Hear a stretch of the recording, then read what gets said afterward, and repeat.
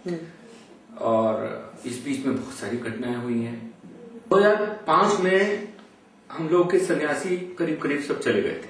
कांग्रेस के शासन में हमने ये अनुभव किया कि हमारे जो भी रिप्रेजेंटेशन या हमें जो भी प्रॉब्लम होती थी वो एनडी तिवारी के शासनकाल में सबसे पहली बात तो हमको जो अनुभव हुआ, जब निगमानंद जी का 56वां दिन अनशन था तो एनडी तिवारी ने तुरंत रिएक्ट किया। उस घटनाक्रम में जब एनडी तिवारी आए अप्रत्याशित रूप से, जो जिसके कोई सोच नहीं था, लेकिन एनडी तिवारी को जब हमने पहली बार बताया कि ऐसे से अनशन पे बैठे तो उन्हें एकदम से ताज्जुब हुआ, अरे इतने दिन हो गए। वहीं पर उनके साथ सुभाष कुमार जी थे। सुभाष कुमार जी जो आज प्रमुख सचिव के रूप में है, उससे पहले वो गढ़वाल कमिश्नर थे। तब सुभाष कुमार जी उनके साथ थे। हमारे गोकुलानंद जी, सच्चिदानंद जी और मैं, हम तीनों लोग गए थे। हमने एनडी तिवारी को जब बताने की कोशिश करी, उन्होंने उनसे पूछा, सुभाष कुमार जी ने कहा कुछ नहीं। ये बात एक ब्यूरोक्रेट्स, एक आईएएस ऑफिसर सीनियर, वो ये कहता है कि 56 वाले दिन अनशन को कुछ नहीं। लेकिन हमने कहा अभी तो आप कुछ नहीं है तिवारी जी, अगर उसकी डेथ हो गई तो क्या होगा? कल शाम का आपको समय देते हैं, बैठ के हम सारी बात सुनते हैं। अगले दिन शाम को हम लोग वहां पहुंचे हैं, जो उनका मुख्यमंत्री हाउस है उसके अंदर में ड्राइंग रूम में हम बैठ के वो हमारी पूरी बात सुनते हैं। पूरी फाइल हम उनको दिखाते हैं।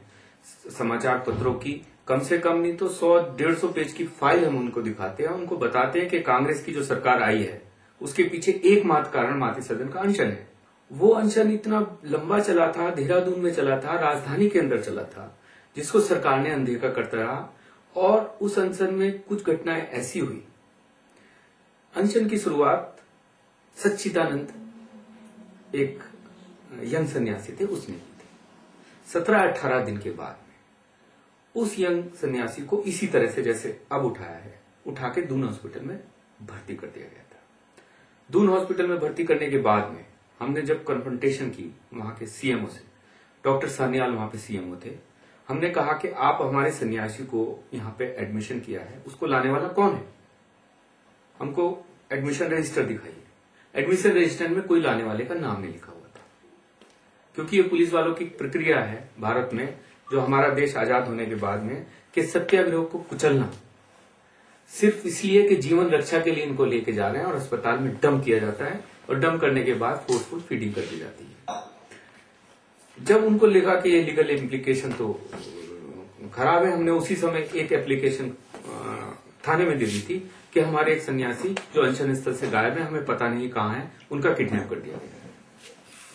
जब ये बात हुई और सीएमओ को लगा कि अरे ये तो हम फंस जाएंगे और खतरे में है, तो 24 घंटे के अंदर अंदर उस अनशनकर्ता को दोबारा उसी स्थल पे छोड़ दिया गया जहां से वो अनशन करते हुए उठाया था। ये हमारी पहली जीत थी। अनशनकर्ता को क्या तो पानी में कुछ मिलाया गया या कुछ हुआ कि उसके माइंड में इतना चेंज आया कि रात को उठ के अपने आप ही कहीं चल गया। वो जब चला गया, हम खोज रहे थे कहाँ है, तो अगले दिन वो हमको ऋषिकेश में मिला। तो उसी अनशन को कंटिन्यू करते हुए स्वामी निगमानंद सरस्वती बैठे, जिनका इतना लंबा अनशन चला। 2006 में घटना है कि हम लोगों ने, क्योंकि हम सब पर्यावरण प्रदूषण खाली गंगा का नहीं देखना है, हमें पर्यावरण का पूरा प्रदूषण देखना है। हरिद्वार एक धार्मिक नगरी है, यहाँ पे बहुत सारे संत महंत हैं, यहाँ पे कम से कम 500 से भी ज्यादा आश्रम है, सबके अपने अपने मठ हैं, मंदिर हैं, सबकी अपनी अपनी विचारधारा है। कोई वैष्णव संत है, कोई बैरागी संत है, कोई अखाड़े हैं, सबकी अपनी अपनी एक चली आ रही चिंतन है। लेकिन यहाँ पे एक ये क्या है, ये धार्मिक कारोबार का केंद्र है, व्यवसाय बन चुका है। और उसी व्यवसाय का एक हिस्सा मिला हमको साउंड पोल्यूशन। क्या? Sound pollution. तो साउंड पोल्यूशन के विरोध में भी हमारा आश्रम हमेशा जगा रहता है, हमेशा सजग रहता है, क्योंकि पर्यावरण प्रदूषण में साउंड पोल्यूशन की सबसे बड़ी इंपॉर्टेंस है। और साउंड पोल्यूशन इतना खतरनाक है कि माइंड की जो चिंतन है, जो थॉट्स है, जो हमारे कंसंट्रेशन है, जो हमारी क्रिएटिविटी है, उसको खत्म कर देता है। तो बच्चों हो, बूढ़ा हो, जवान हो, और तो और अब तो साउंड का और एलाबोरेट करना चाहूंगा, अगर आप मुझे आज्ञा देंगे, तो जो नियोनेट्स हैं उनकी ग्रोथ भी नहीं, नियोनेट्स छोटे बच्चे, हाँ, उनकी ग्रोथ रुक जाती है। जो मदर है उनका मिल्क नहीं होता है, और जो ओल्ड एज है उनको नींद नहीं आ सकती है, अनिद्रा होती है, पेप्टिक अल्सर होता है, डिप्रेशन होता है, और पढ़ाई और ये सब तो आप जानते हैं। तो साउंड पोल्यूशन के लिए हम लोग बहुत विरोध करते थे, लेकिन उसकी क्योंकि वो साउंड पोल्यूशन कम हो जाता है तो धार्मिक संस्थाओं का, मंदिरों का व्यापार भी कम होता है।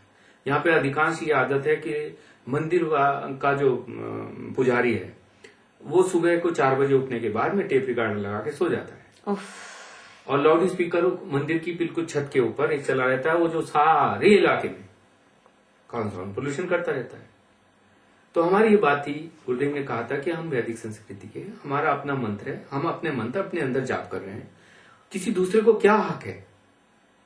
तो सुप्रीम कोर्ट ने भी इसको कहा कि आप दूसरे को कैप्टिव ऑडियंस नहीं बना सकते, जबरदस्ती पकड़ के आप अपनी बात उसको सुनाएंगे। इस बात को लेके सुप्रीम कोर्ट ने एक आदेश भी किया हुआ है। वो उत्तरांचल हाई कोर्ट में उसको एक एप्लीकेशन दी जाती है कि सुप्रीम कोर्ट का ये ऑर्डर है, इसको आप इम्प्लीमेंट कीजिए। तो वो हमने इम्प्लीमेंट कराया था।